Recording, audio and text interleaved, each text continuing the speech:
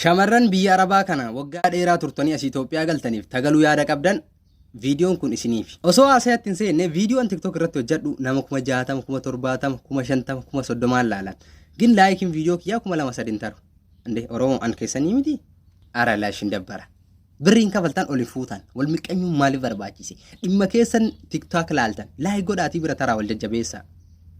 Gara dhimmichaatti yoo deebinu shamarri takka waggaa 6-7 biyya namaa kana turte yoo galte gammachuu barbaaddi, laayifii gaarii dabarsuu barbaaddi, abbaa warraa gaarii barbaaddi, biyya garagaraa irra deemtee fataa jedhu gammaduu barbaaddi. Biyya namaa kana cinqii baay'ee keessummeessitee galte waan kana barbaaddi, jiruu gaarii barbaaddi. Garuu kana ta'uuf osoo biyya namaa kana jirtu abbaa warraa qabachuun si barbaachisa. Fakkeenyaaf ati amma feetu makiinaa qabaadhu, feetu mana qabaadhu, waan feete qabaadhu. Gaafa biyya kanaa galtu osoo abbaa warraa hin qabne yoo galte maatii kee bira galta. Jireenya Itoophiyaa nama maatii qabu dhiisii nama dhuunfaa jiraatutu akkamitti akka jiru Itoophiyaa waliin argaa jirra, waliin beekna. Gaafa ati asii kaatee maatii kee bira galte geefti. Maatiin kee jireenya Itoophiyaa waliin beeknan ulfaata. Ittiin faradamu maatiitti illee. Ati waan harkaa qabda taanan waan bunaa, waan sukkaaraa, waan barbaree, waan ittiin katamaa deeman minaamin taanuma sirraa fuudha. Maatiidhaa obboleeyyan keetii haadha keetii garaa ittiin jabaatu itti kennuun kee nafu. Innaate gaafa waan harkaa qabdu fixattee waan meekaapin bitattu dhabdee waan caamman qayyaratu dhabdee maatiin kee akkasii sirraa fuudhaa turan sun quba sin qaban. Zoortee deemtee waan fuutu dhabdee jiruun Itoophiyaa si marartee mataan si banamee kaatee biyya namaatti deebita. Sigalee miidhaa kee biyya namaa yoo dhufte umriin dubartii gadi hin taa'u hin deema. Biyya namaa yoo taate dura beektaa gubanni gubata. Deemtee rakkuma san keessa deebita. Kan akkasii godhe abbaa warraa dhabuudha. Shamarri takka osoo bultiin ijaaratiin asii kaatee Itoophiyaa yoo galte maamadoo Itoophiyaa waliin beeyna giifti ka jiruun marartee waan ta'u dhabe waan surreen jijjiiratu dhabe gaafa asii galtee diqqoo ati jiidha qabdu sitti maxxana katamaa keessa 7-2-3 ji'a takka si wajjin hin taznaanna'a tana sirraan fuudhaa taaptaapsi godhaa gaafa kaani giifti gaafati waan meekaapin bitattu dhabdee daddaalachattee daaraan Itoophiyaa lukasi qabatu eegalee gommaan si ciise inni koo si miliqe gaafa kaani ati gommaan si ciise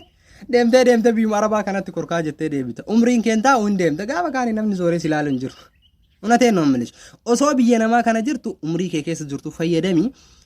yaadan waliigaliin jireenya keessatti obsi dubartummaa ta'uu keetitti amanii abbaa warraa kee yookaan nama itti dabalamte kabajaadhaan akka Rabbi jaalatutti itti dabalami obsi jiruu keessatti gorsaan malaan hojii jiraadhuti yoo barbaachisaa ta'e osoo asiin galin ni kaaya goradhuti deemi itti gali.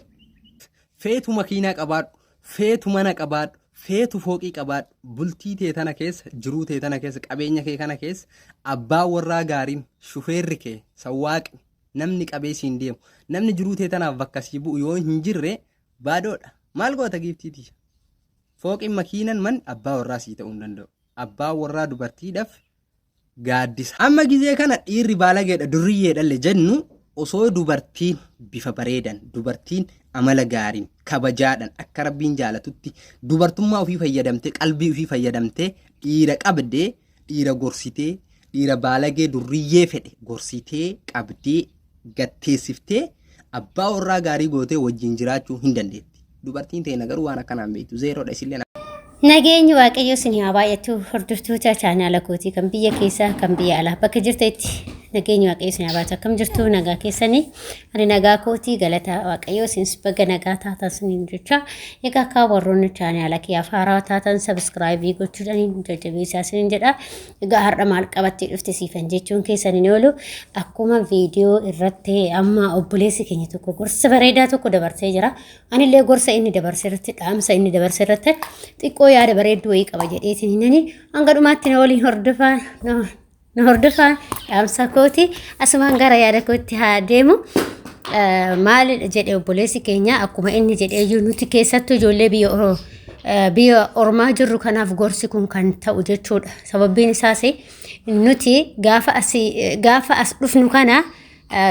kaayyoo qabna jennee dhufna garuu gaafa as geenye gaafa biyya ormaa kana geenye kaayyoo keenya dhugaa waaqaa hin wallaala jechuudha. Waanuma jiru kuni sirriitti wallaala kaayyoo keenya jechuudha. Maaliif asii hundumtu isaatu jechuudha. Namumti hundiyyuu akka waan ati birriillee baala lafaa hartuu wayii asidisiin jedha. As kennisiin jedha. Haati keetisiin jetti, abbaan keetisiin jedha, obboleessi kee, obboleettiin kee, firoottan kee hunduyyuu jechuudha. Garuu gaafa ati hunduma isaanii akkuma sanitti gadi naqxu gaafa galte immoo harka kee duwwaadha jechuudha. Akkuma mucaan jedhuyyuu waanumti qibaatii fuulaa takkaan bitattu sitti makara saamunaa fuulaa takkaan bitattu sitti makara dhugaa waaqaa jechuudha garagaltee harka warraa hin eeggattu jechuudha waggaa 5 waggaa 6 waggaa 7 waggaa 8 ta'anii akkasitti yoo warra gaafatan namatti ulfaataa jechuudha kana keessaa maal gochuu qabnaa akkam gochuu qabnaa kan jedhu irratti waa xiqqoo shidhaamsa dabarsuu barbaada innis maalidha yeroo hundumti keenyayyuu kan biyyaa baanu kaayyoodhaaf jaalanneetii miti yookiin nuti toleetii miti biyya kana kan dhufnee asitti hojjechaa jirru jechuudha sababbiin isaas hundumtuyyuu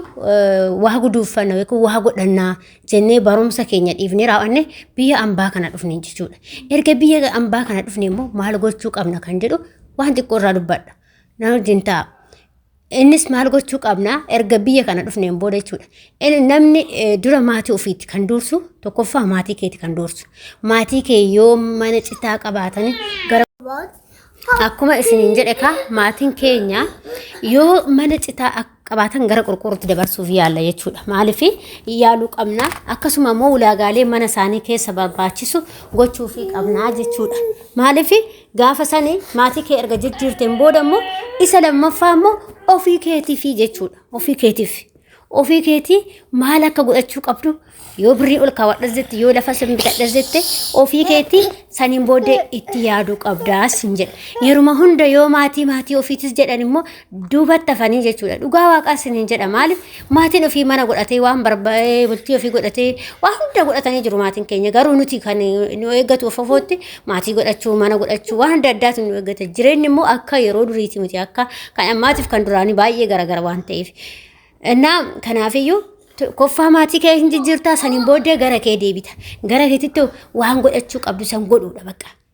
ኤቤሉ ፈከሲ ማቲ ከ በከረከተንቲ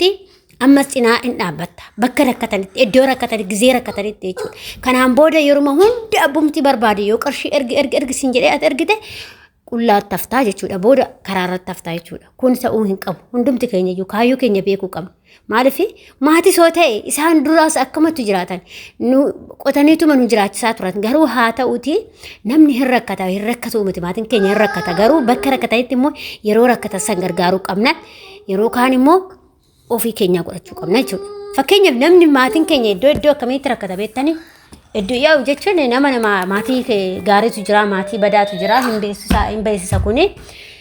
fakkeenyaaf iddoo akkamitti rakkatu beektanii yeroo fakkeenyaaf makiina haamu yeroo haamaa hin rakkatu dhugaadha akka midhaan jalaa hin gurguramne yeroo san gargaaruu qabda maatii kee lammaffaan immoo yeroo madaabaraa kun qonnaa hin beektanii matire gizee qonnaa jechuudha gizee qonnaa akkas yeroo san gargaaruu qabdu jechuudha walumaa galatti yeroo akkasiisan gargaaruu qabdu jechuudha baka kanuma yaa'u ganna baka kana ala wanti gizee kana lamaan ala wanti isaan rakkatan tokko iyyuu hin jira jedhee yaaduun maaliif baka yeroo qonnaati yeroo haamati baka kan isaan rakkatan jechuudha kun maaliif yeroo san irratti midhaan yoo gurguran midhaan kun rakkasa ta'a jalaa hagasu sani jalaa ziggag jedha jechuudha jalaa gadi bu'a jechuudha dhiifama kaa jidduudhaan daa'imti waan jiruuf wanti naasoosu yeroo baay'ee na harkaa baddi bakka maaliif daa'imti waan jiruuf yeroo baay'ee viidiyoo kana hojjechuu baay'ee natti hin tolu viidiyoo hojjechuudhaaf fedhii guddaa qabu sababa daa'imaatiin jechuudha እና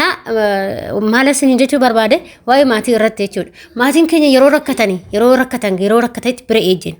yeroo kaan immoo hundumti ebelu akkas ta'ee maali rakkadhee mana keessa rakkadhee maali minaaminni kun hin jiru jechuudha maaliif